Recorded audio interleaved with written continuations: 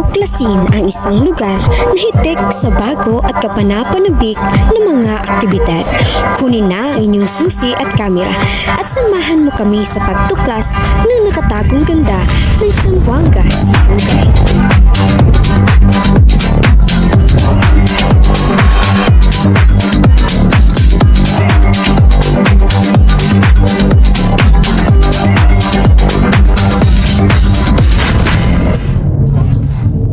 Maligayang pagdating sa Alicia!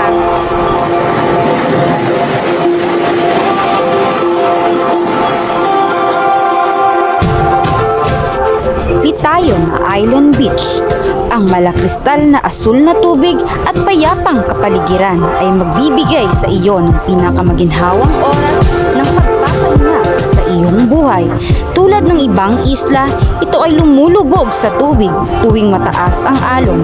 Ang kambal na punong niyog na kapaligid sa isla ay sumisimbolo ng walang hanggang pag-ibig at kaligayahan. Dark at pamilihang gabi sa Alicia. Isang lugar kung saan maaaring kumain ng masasarap na pagkaing kalye at mga lutong bahay. Maaaring kumain kasama ang inyong mga kaibigan at mahal sa buhay habang pinagmamasdan ang ganda ng paglubog ng araw. O ninanamnam ang malamig na simoy ng hangin sa gabi. Sayaw Kultura, kilalang bayan ng mga katutubong grupo, ipinagmamalaki ng Alicia ang pagpapanatili ng mayamang pamana ng kultura. Bawat sayaw ay nagkukwento ng makulay at kahangahangang buhay ng ating mga kapatid na katutubo na nagpapakita rin ng kanilang paraan ng pamumuhay.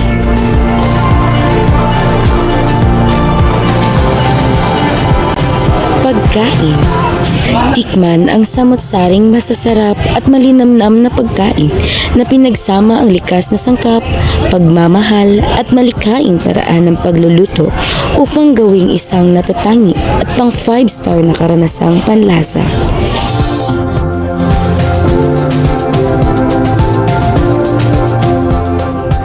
Tandiyong Bay. Isang magandang lugar upang magpahinga, lalo na sa ilalim ng mga bakawan, kung saan makikita ang iba't ibang uri ng maliliit na isda. Ang mga punong bakawan ay nagsisilbing tahanan ng iba't ibang uri ng yamang dagat sa Look.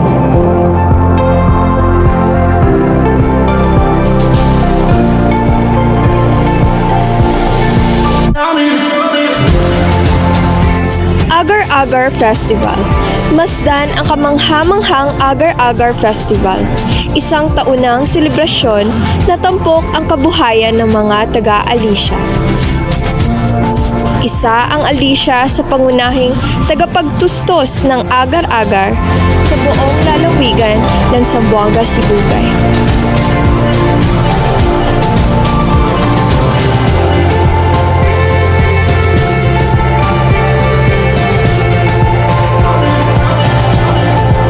Isang Aliciahanon, matatag, mahusay, kahanga-hanga. Isang lugar kung saan magkakasamang namumuhay ng payapa ang mga Kristiyano, Muslim at Lumad.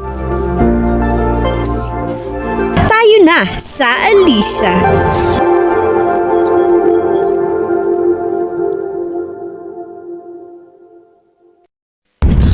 Kasaysayan ng Alicia.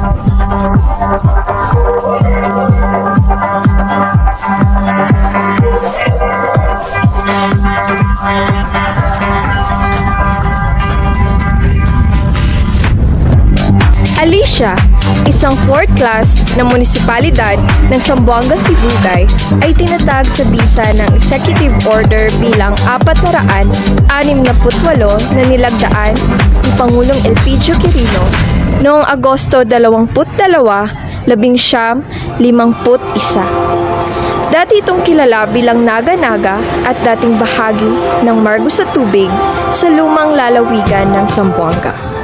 Sa simula, binubuo ito ng 10 baryo at ang Naga-Naga ang nagsilbing sentro ng pamahalaan.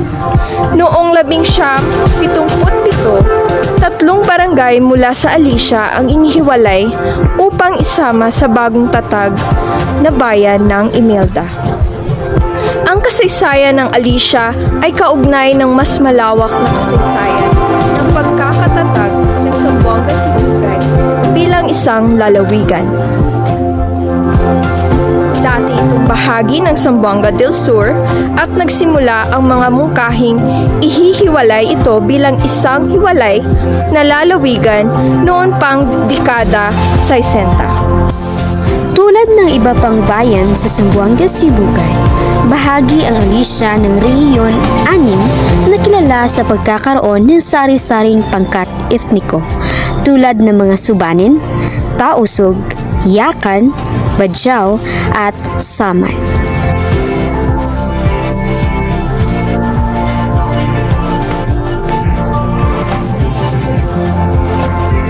Kilala rin ang rehiyong ito sa mga hakbangin para sa pangmatagalang kaunlaran na nakatuon sa pagtataguyod ng mga komunidad na may kakayahang tumayo sa sariling paa at makalikha ng di kalidad na produkto at serbisyo.